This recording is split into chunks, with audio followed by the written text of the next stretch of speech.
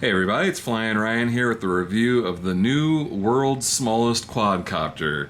And when I say small, I mean small. This thing is just absolutely tiny. I mean, the quad itself is about the size of a US quarter. I mean, the transmitter here that it stores in is about the size of a FX-10 transmitter, so you can imagine just how small the quad is. And this thing's going to be super popular. I mean, it's already been rebranded a few times here, as I've already got a few versions. These two green ones are actually slightly different shades of green as well, so that's kind of cool. But we've got the DHD Drone D1 or the Floureon FX-10 Mini, and then this one over here was sent to me from Axis Drones. It's the Axis Arius drone. So I think that, they gave me this before they actually had, final packaging done with it, so they just sent it in, its form like this, so I'll use this one as my display model. It also comes with a USB charger and a spare set of props, and these props are super tiny and unique to this quad, so you're going to want to keep track of those. You can't use like CX-10 props or anything. But let's go ahead and make some room here, move stuff back a little bit, and we'll go ahead and take the quad out. So it does store inside the transmitter, which is really cool. That's one of the things I've said about these past small ones, is that I wish they stored in the transmitter so you'd take the whole thing on the go with you. But you can't charge from the transmitter. There's no built-in charger. It would have been cool if there was at least a USB port so you could plug the charger into the transmitter. But no option there, and it just uses two AAA batteries anyway, so you'd run the batteries out pretty quick. But here is the quad itself, and it is just super tiny. I mean, this is going to be another one of these things where it's hard for it to really come across on camera just how small it is. Oh, I just dropped it and bent a prop there. Bent it right back into place. So yeah, I mean, it just, it's so small, it's hard to show. So I'll compare it to, here's a CX-10. So this is the former world's smallest from 2014, and now this is where we're at in 2015. Already that much smaller. I mean, look at the size difference of that already. I mean, the battery bay is the same, and the motors are just right next to the battery there. I mean, quite a big bit of a size difference. And then this is the JJRC H2, which was the world's smallest for like a couple weeks before the FX-10 came out. But you will see it is just a little bit smaller. It's not a huge difference, but you can see there, motor to motor, it is definitely smaller. So there is our new world's smallest, and it is tiny.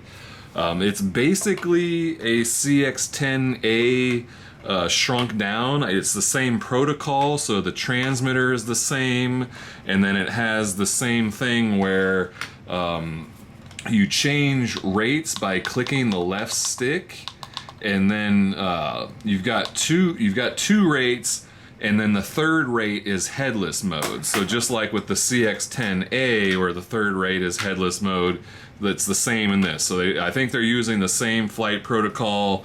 So if you wanted to fly the 10A with this, you could, or if you wanted to fly this with the 10A's transmitter, you could.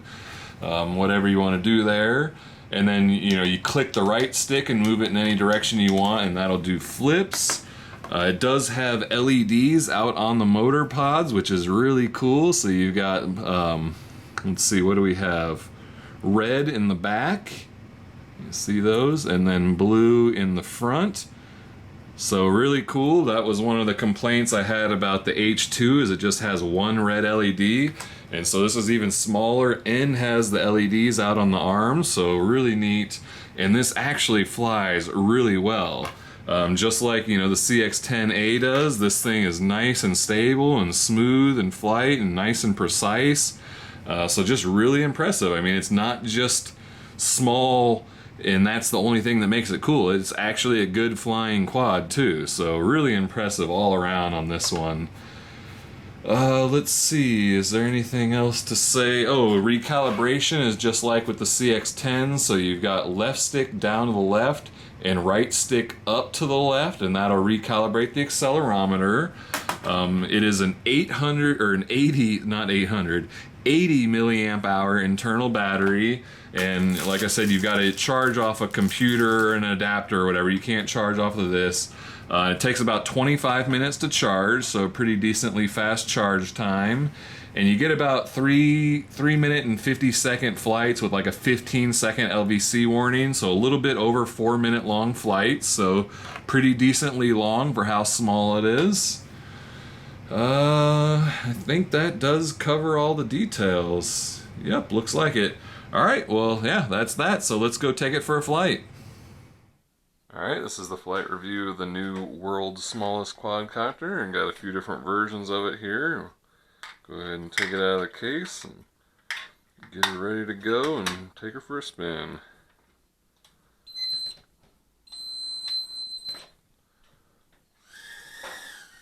And we're off. That little thing is tiny.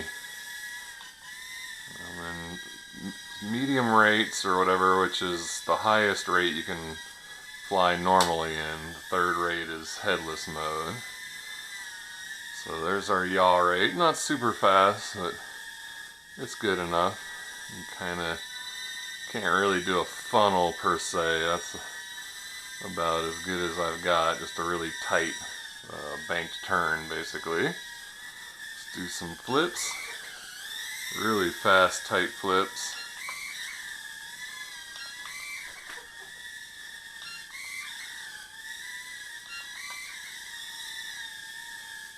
And then third rate is headless mode.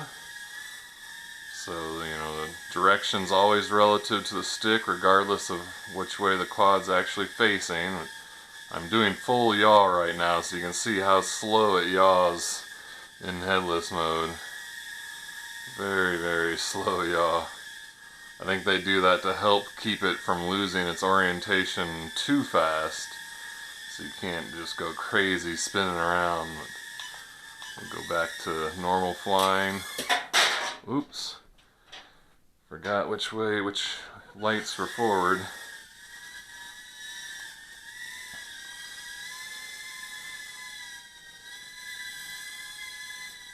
This thing was fun for flying in the house, though. It's so small it makes any room seem huge. You can definitely get stuck behind cracks and stuff like that, though, so you gotta watch out where you crash it, 'cause you can end up getting lost behind the furniture and whatnot. I guess let's try it with the lights off, see how those LEDs do in the dark. Plenty visible. No problem.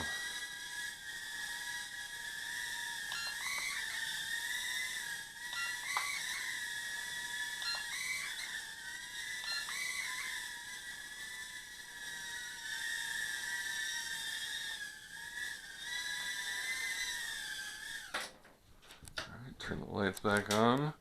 Oh, landed it on its nose. Alright, we'll just do another quick little, just normal flying spin around the room and call it quits after that. And as you can see, the thing flies really nice. It's surprisingly good at flying. I think it's basically just a CX-10A in a smaller package. I think it's the same, well, I know it's the same flight protocol. You can use the same transmitter for each. So it flies really nice, just like the CX-10.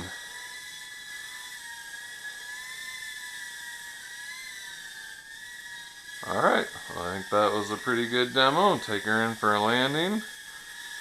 See if I can get right in the middle of my landing pad there. Not quite. Alright, well there we go. That's the FX-10 Drone D1, the Arius, I think it was, for the Axis drones, but several different versions of this one already, and I'm sure we'll see even more because this thing will certainly be popular. The new world's smallest quad, and that thing is tiny. Alright, well check the video description. I'll have links to all these different versions so you can pick up whichever one you want. And I thank you for watching, and I'll see you next time.